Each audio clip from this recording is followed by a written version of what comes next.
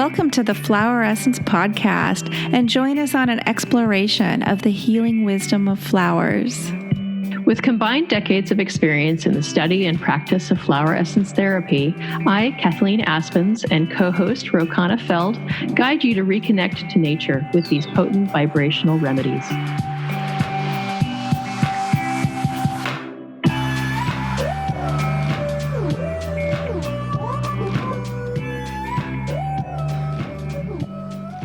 Welcome back, everyone. I am looking forward to this topic. Spring is definitely in the air in my neck of the woods in Northern California.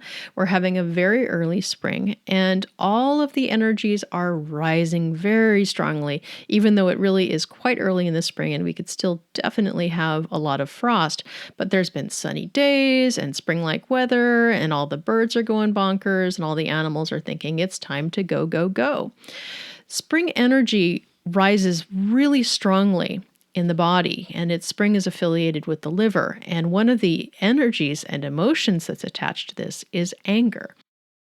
Last episode, we talked about the energy of spring, and I want to talk a little more specifically this time about the energy of anger.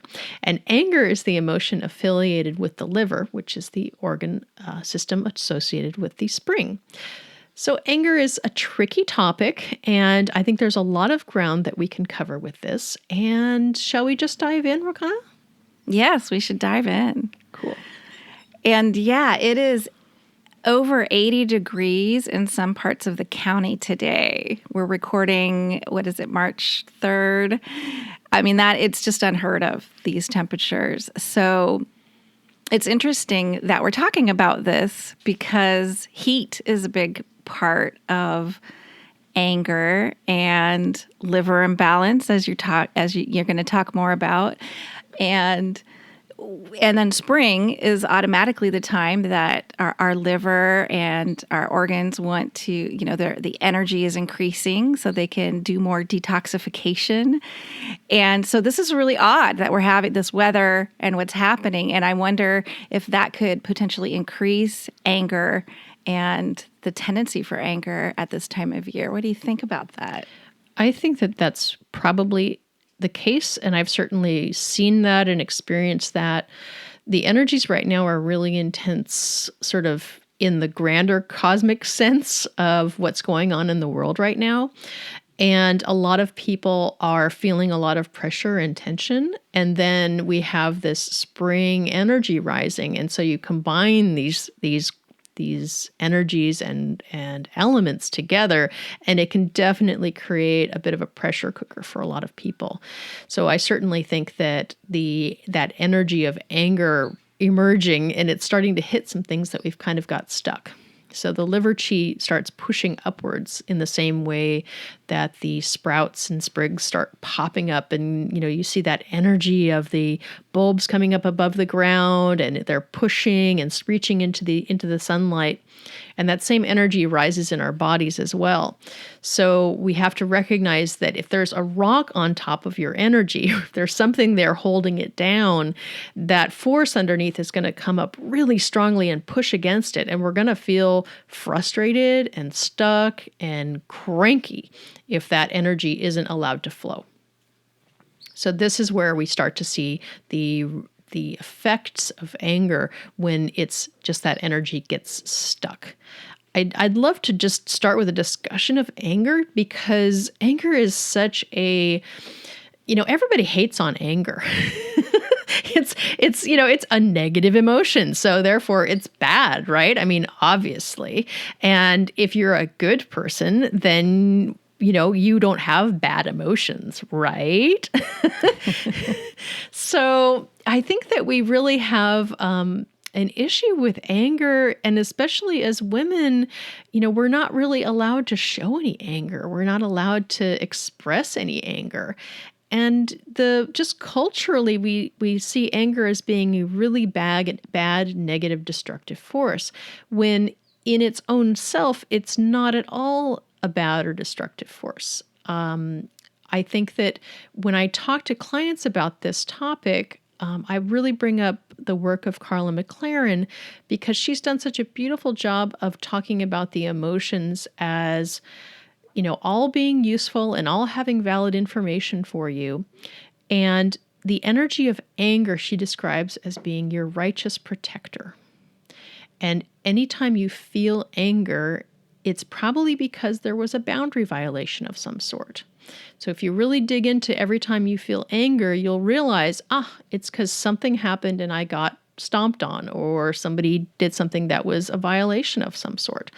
And so that energy rises up, but it's just rising to protect your boundary. It's not a destructive force unless it's used inappropriately. So, unboundaried anger used inappropriately, not okay. But anger just rising up as giving you that energy to hold a boundary and say, excuse me? No, that's not acceptable behavior. That's really what anger is for and all about. Yeah, that's so interesting. And I definitely resonate with that, especially for women. And I notice a big difference, the time of the month with the menstrual cycle. And I always have noticed that if there's excessive PMS and anger during the cycle, that it typically is a reflection of what's happened during that past month that went unchecked, basically. If you allowed yourself to be walked on all month or didn't speak up for your boundaries or your rights, or suppressed emotions or suppressed the anger that may have come up earlier in the month, it sort of bottles itself up and then explodes when the hormones do their thing. And that's a really common scenario, I think. Oh, really common. And, it's really too bad that we see that as being, she just has PMS, when it's a little bit more like you just aren't able to suppress it during that time of months. You just can't not express yourself at that time of month. And unfortunately, it can get a little unboundaried and messy and awkward. And then, you feel like, I'm such a horrible person, when in fact these emotions are there to teach us things and there to inform us that we're not setting a boundary, we're not giving ourselves the respect of being a boundaried individual that is allowed to say no, is allowed to express ourselves and fully, even the things that other people might not want to hear. True. Yeah. Yeah, and when channeled in a productive way, I guess, for lack of a better word, there's so much that you can do and get done. I know that I've used that energy to write my, political representatives about certain issues, or the local board, whatever's going on that somebody needs to say something about. It's funny because most of the time when I sit down and actually do that truth telling is when I'm right about to start my cycle. And I know that my body, it's great. I mean, I appreciate it because there's other times during the month that I might not have had the energy or the willpower to follow through with something like that.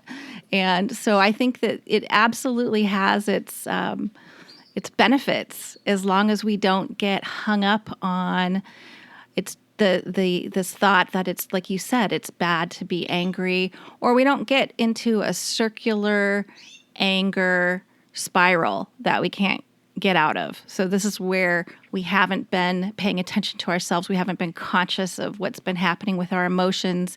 And then it builds up, and then we are just walking around ready to just bite somebody's head off at any little thing. And that's where we want to do some of this work. Yeah. Like all forces, appropriate use and inappropriate use. These two things both can exist. And yes, we're certainly not advocating for going full rage demon on the poor shop person that you might interact with when you've been building all of this stuff up. It's appropriate to recognize these energies rising, take that information and say, oh, where in my life am I not setting a boundary? What is the action that needs to be taken? And I'm really sure that action is not, ranting and raving at some innocent passerby. Not appropriate use. Do the work, No. Find out where it really belongs, and you do that. And I love what you're saying about that this energy is what helps us stand up for the rights of others too. It's not just about a selfish action. It's about a righteousness. It's about something that really needs to be said and somebody really needs to be held to account. So true. And then also in the Ayurvedic viewpoint, there's certain personality types. Well, this isn't just Ayurveda, but we know that there's certain personality types that are more prone to anger management issues. And in Ayurveda, it usually signifies an imbalance of the Pitta dosha, an imbalance in the Pitta type.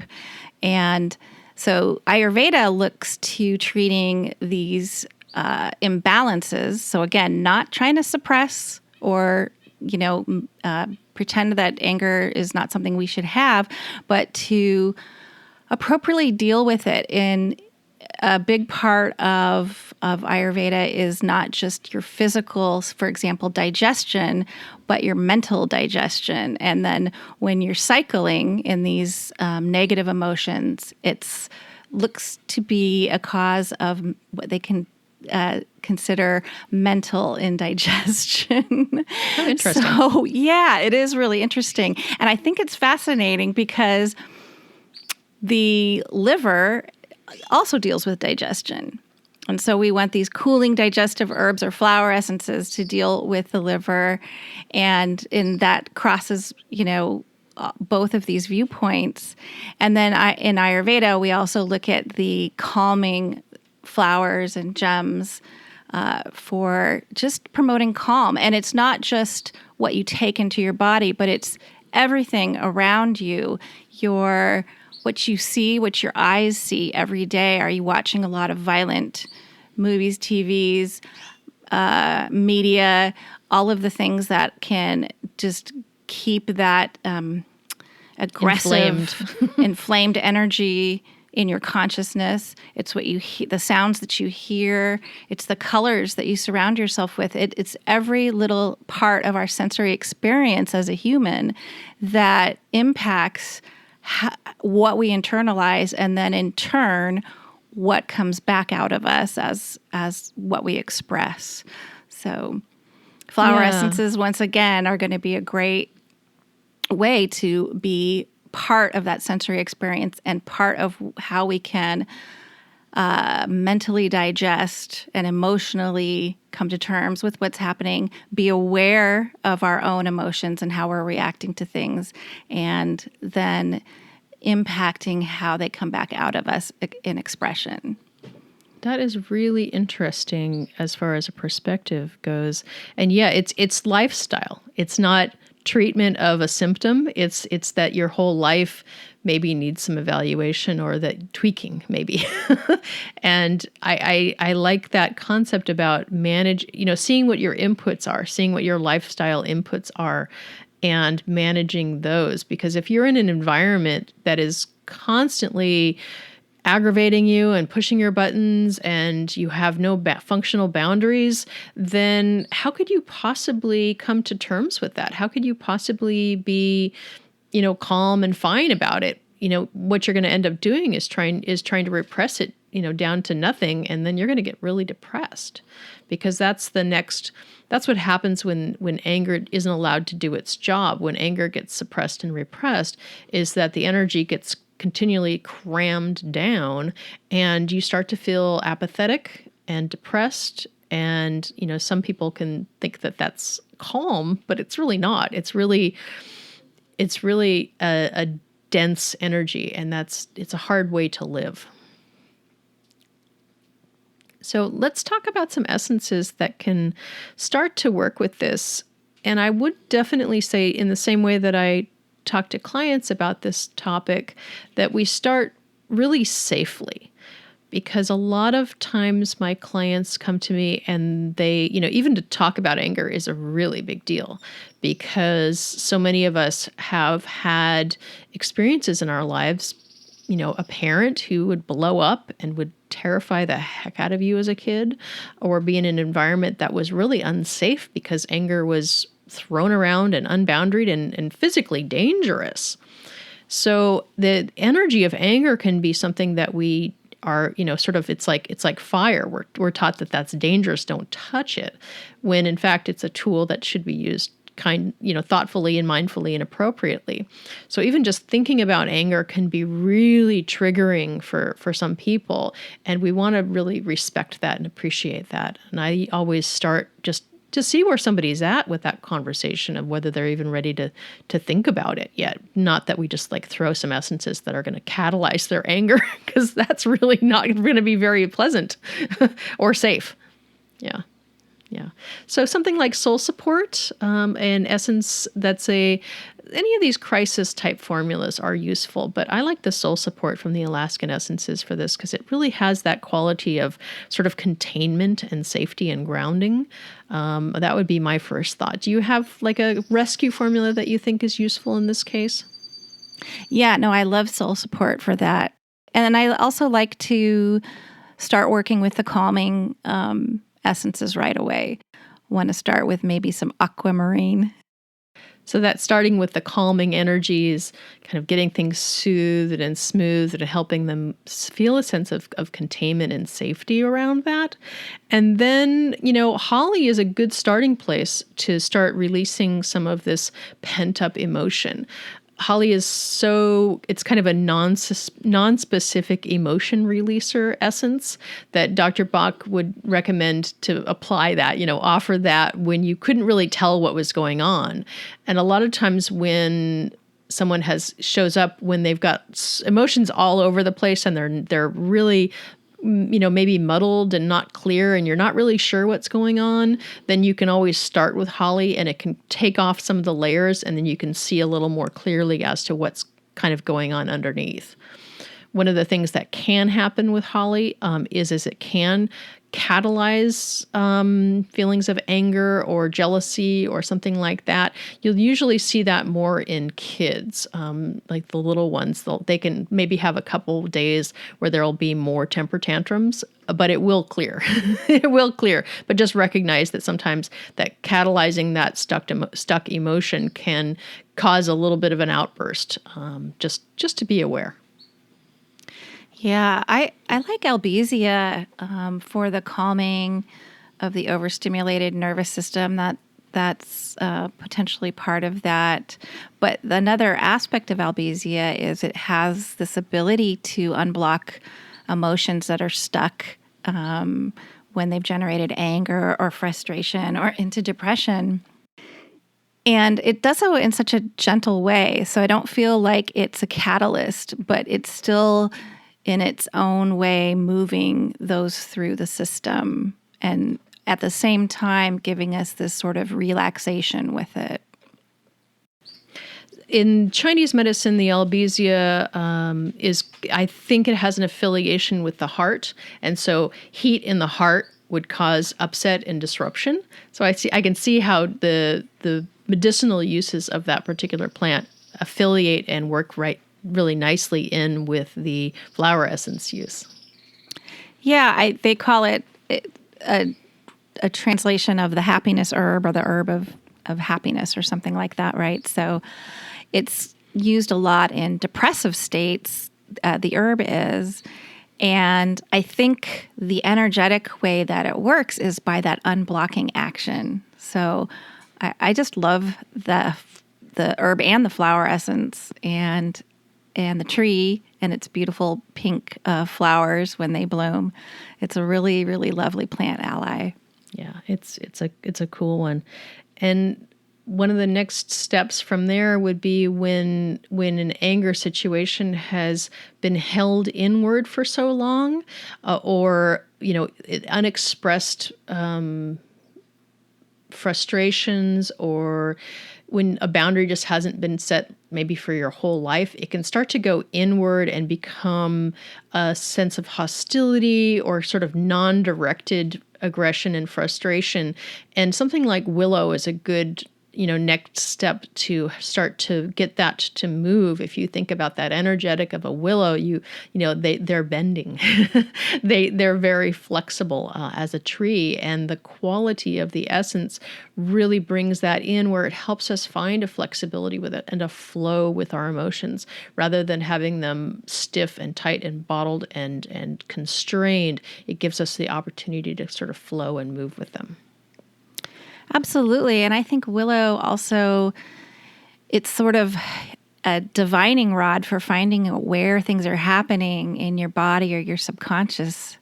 And it has an energy of compassion as well. So it can help with just having self-compassion while you're going through that process to excavate or divine or where a blocked pattern, blocked energy is happening, or where the pattern is in the body. So I do think that's a great aspect of it as well. I've never thought about it that way, but I really like that idea of that divining rod. And don't you think that so often essences have that quality no matter what? They can really, they know where to go. They know what you need help with, even though it may be only one of the many things on a list of what an essence might be doing. Yeah. Well, I think willow branches might be used traditionally as divining rods for finding water. What I've noticed around the countryside of Sonoma County is when you're driving through, miles and miles of pastures, and whenever you see rows of trees that look like they're growing in a line along a road or the middle of a field, that's where water is. That's where a creek is. And those trees are mostly all willows. So I look at it as that's telling us where the water is. And in our body, it's telling us where our emotions are. Totally. There's a complete and natural affiliation of willow to emotion and water, the realm of water, which is the realm of emotion. Perfect. Yeah. And don't you think that rock water also is another, good match for this topic? Traditionally, Dr. Bach talked about rock water for those sort of inflexibilities and rigid ideas. And rock water has that beautiful, flowing, watery energy that helps things to move and to release. Yeah, what a great idea. I hadn't actually thought about it for anger specifically, but what you're saying makes so much sense with that immovable emotion or energy, and the water helping to flow, go with the flow. I think Aquamarine gem essence is another one that helps go with the flow as well. Oh, for sure. And it has that cooling quality, especially sort of in the mental realm. It definitely helps you get more out of your head, because when we get into that frustration or just sort of anger overwhelm, we tend to stop feeling it, and we tend to start thinking about it and making stories about it. And once we get into that realm, we can spin off in all sorts of directions and not really realize what something is actually happening, because we'll start looking around for things to be pissed off about, right? And the aquamarine can kind of help sort of calm that cycle, let that go a little bit, and then you can actually drop into your heart and drop into your body and feel, oh, what's really, really happening, and it starts to release some of that mental tension around it. Yeah, Jade gem essence is another one that can help get out of those loops in the head and pull you into the center, into some calm, into your heart center. Yeah, for sure. And then getting into the topic of anger really more specifically, the essence of Scarlet Monkeyflower that the Flower Essence Society makes is really the, whatever the par excellence essence for anger, because it's about the fear of anger. Because so many of us feel that if we were to let any anger go, we would just destroy everything. Like the world would be in flames from the force of our anger. And when we see it as this destructive force, we can be really scared of it. It's really terrifying to even contemplate letting any anger loose.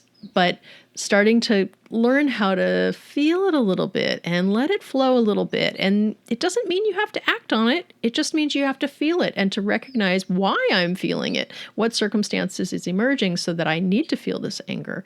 And the Scarlet Monkeyflower can start you on your path to recognizing what's going on internally and starting to get that anger to move a little bit and to flow. The monkeyflowers are a neat grouping of plants. I like also working with some of the other monkey flowers, but not necessarily for this. But the ones that grow around here locally are the sticky monkey flowers, and they're all up along they're an orange monkey flower, and they have this real stickiness to them, and they grow wild along all of the hills and mountains around Sonoma County on the west side of the county, at least. So I'm sort of in awe about the way they grow. And I don't know if the red monkey flower grows the same way as the sticky monkey flower. Do you?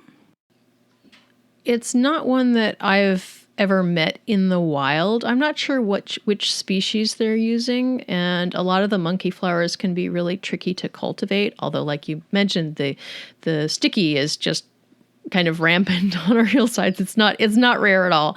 But the scarlet is not one that I know particularly well or have experienced growing wherever its natural habitat is. A lot of times the monkey flowers, the Mimulus, can be a little tricky to grow in cultivation. So they're oftentimes prone to fungal diseases or too much water, too little water. They're a little tricky to grow in your garden, but I admire people who try. They tend to do well for a couple of years and then they got to conk out. But I've certainly seen the sticky, which is the as an essence, it's about a fear of intimacy, more of physical kinds of intimacy. And then I've certainly seen the Mimulus, the basic yellowish orangish Mimulus that grows along waterways, growing wild locally in Sonoma County as well. That's the one Dr. Bach made. And I think the scarlet color is a perfect indicator when you think about red being a color of anger. So that ties in with its use. And that whole concept of color, I think I'd love to talk about that a little bit, because some people who are very spiritually minded tend to sort of think like, white or purity is like the best color to have in your life. And like all the colors are useful, just like all the emotions are useful. And so those really strong, vibrant, bold colors that stand up and speak out, these are colors to integrate into our life and bring that vibrancy in. Yeah, it's interesting. I was reading recently what Ayurveda had to say about that as well. And there's specific colors that are helpful for the different doshas or the 3 different constitutional types. But it's not just about the color, it's about the intensity of the color, the shade of the color. So if you are trying to cool an overheated personality type, the bright colors are too active for a person who is got that active energy, and you're looking to calm it. But even some of the so-called calming colors can be overstimulating in a bright shade, like the fluorescent. You don't want anything with those fluorescent shades, but leaning more to the pastel shades. So I find it fascinating looking into that aspect of colors after all of this time, only knowing kind of the traditional color meanings and, color therapy type situations. Oh, right. Yeah. And, if you find yourself, working in a workspace that has a lot of really wild, bold colors, you might not be surprised if everybody's a little riled up and revved up all the time and surrounded by that energy. That energy of a space really impacts you a lot. Very much so, and especially for highly sensitive people or people with sensory processing sensitivity. I myself have that, as well as I have a dominant Pitta Vata constitutional type. So I know when I've walked into, say, stores that have a lot of that bright red everywhere, Target or CVS or some of those big box stores that really want to get your attention and whatever the emotion is they're trying to invoke in people to shop and buy. I can't handle it. I mean, I just really do not like being surrounded by that much color like that. I really, really notice it. So I can really see how that translates to how it can affect somebody who might be prone to anger or sensitivity or not being able to keep themselves at a more even keel. For sure. And you're so right that when you are sensitive or intuitive or empathic, everything around you is impacting you. And it's not that you're too sensitive. It's just that you're actually paying attention and you're aware of things. So be kind to your sensitive self and do everything you can and learn skills and tools and bring flower essences into your life to help you to manage your sensitivity. And I know this is a really important topic for you and for the client population that you work with, and really appreciate you adding those pieces in when you can. Yeah, these are all the tools I like to provide along with the flower essence, the tips and tricks of learning to survive in a world that's not necessarily catering or even tolerant to people with sensitivities. No kidding. It's an insensitive world. But it's important to take care of your sensitivity in this sort of over-revved world where everybody's trying to manipulate environments in ways that can change how you feel. And a lot of these things, they're built into environments to try to trigger and push buttons to get you to consume or to get you to do whatever it might be. And, taking care of your sensitivity is an important life skill. And then when it's not taken care of, that is another thing that can lead up to overreaction, snapping, having emotions, rule and jump out when you're not necessarily meaning for them to. And I see Snapdragon as a great one for misplaced expression of anger, snapping at people, having that hostility that you're putting back out into the world because you haven't been taken care of or you haven't taken care of yourself and protected yourself from that overstimulation. I like it as well for microaggressions, and a lot of that is what we direct to ourselves. We don't like the way that we acted or handled or did something, or just, we constantly have this narrative in our mind that without being conscious of it can so easily just be full of negativity to ourselves. So we're being aggressive, maybe not to the outside world, but we're being aggressive to ourselves. And so some of the flower essences that help with mediating that aggression, I like for the microaggressions as well. I love that point because that energy can go either outward or it can go inward, and either way, it's not productive, helpful, or beneficial for anybody on the receiving end of it. And I love what you say about Snapdragon being useful for that anger turned inward or that aggression turned inward. And I think of it especially when the aggression shows up in verbal. If you're snapping, if you're angry and talking tight with tight jaws and you have that sort of snappishness, and then sometimes that snappishness turns into the voice inside your head and you're snapping at yourself. And that's the signature that I look for when I'm deciding whether Snapdragon is a good fit or not for any particular individual.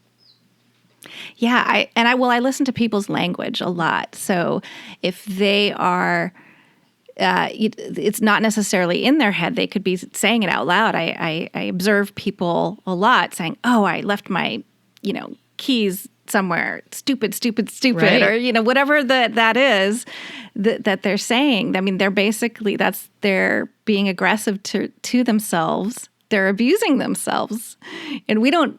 It's so ingrained in us to do this. Most people don't look at it that way. So once you start gently making that awareness and pointing that out, it's amazing to see how much we could do that in the course of the day. Oh my gosh, yes. I mean, would you say that to anyone else? Exactly. And why is that okay to say to yourself? Please don't do that to yourself. Don't. That's not kind. Kindness has to go in all directions, and treating yourself badly it's not a good thing. Please, we need to help you stop that. It's not a good thing. Not healthy for your mental health, and not healthy for any of your health, really. Yeah, I love that. And the next one that I think about is poison oak. And poison oak is really great for hostility. And so that energy of keeping others away or keeping environments at bay by that hostile, pushing away, reactive energy. That's the poison oak signature to my mind. And I don't use it a ton, but there are times, like you say, when you hear that sort of those voices, when you hear, whether it's a real voice or not, but that energy of overreacting in order to create a little bit of space for yourself. That's the poison oak signature, I think. Yeah, I don't use it very often either, but if you think about what happens when you get poison oak or poison ivy, the red, boiling, bubbling rash, the anger, it's angry skin. It's anger coming right out of the skin, basically. That makes a lot of sense for its energetic use. Yeah. And it's, a good thing to think about that just because somebody might ask, oh, why would I take that essence? It's that plant is toxic, right? And it's kind of interesting to have a conversation of like, no, the flower essence will not give you a rash by taking it because it's, extremely dilute, and it's not something that's going to trigger any sort of physical reaction to take the essence. And it might also be interesting for you, if you're particularly reactive to poison oak, to develop a relationship, an energetic relationship with that plant, and find out maybe why you have such a big reaction to it, or develop some sort of an awareness around what's going on with your body or your response to any plant where it's way outside of the norm. And also, Rhus tox is the homeopathic version of poison oak, I think. Yeah. And that's used as an anti-inflammatory. I've seen it as an arthritic kind of a recommendation, those sorts of situations. So that's the energy of heat that's gone deeper into the body, where it's formed that inflammatory cascade. So all fits in. Yes, it does. It does. Yeah, very interesting. And I've seen horses choose to eat poison oak.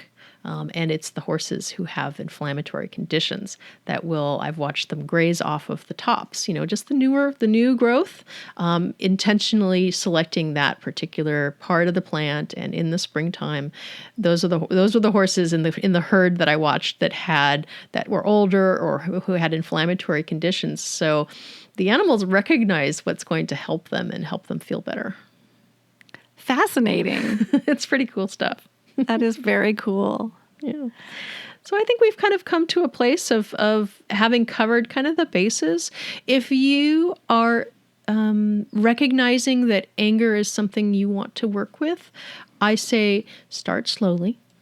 Take these essences very gently. Maybe don't take them right before you're going to go into a circumstance that you could be triggered.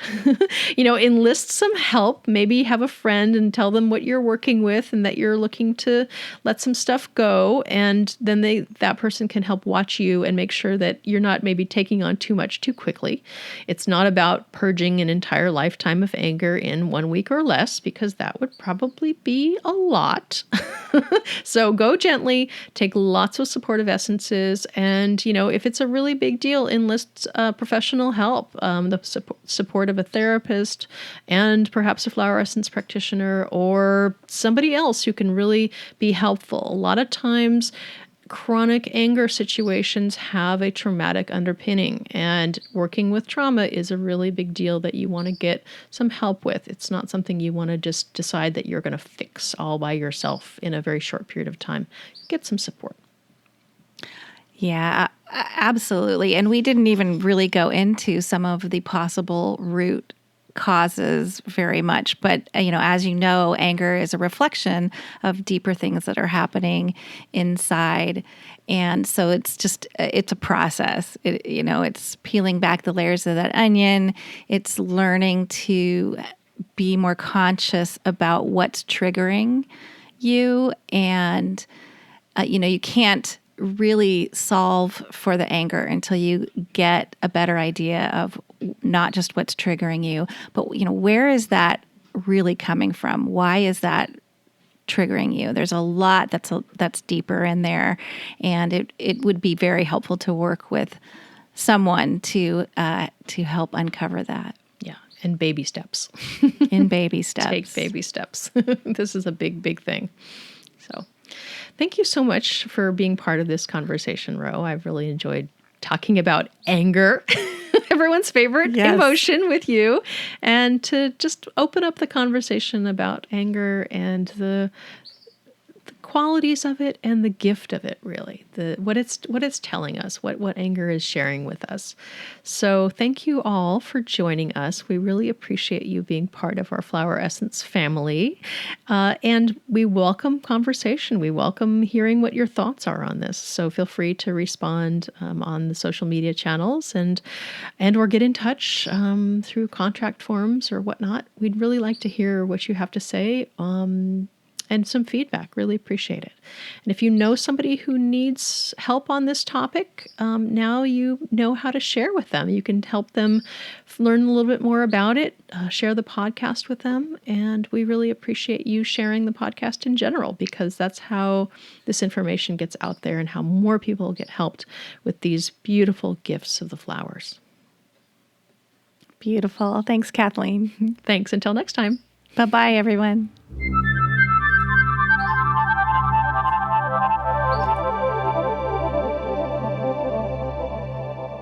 You've been listening to the Flower Essence Podcast with Rochana Feld and Kathleen Aspens, and we appreciate your interest in connecting with nature on a deeper level. You can find us online at thefloweressencepodcast.com or join us on Facebook and continue the discussion. This podcast is meant for educational and entertainment purposes only. We are not physicians and do not diagnose, prescribe, or treat medical conditions. Please consult with your own physician or healthcare practitioner regarding the suggestions and recommendations made by the hosts and guests of the Flower Essence Podcast.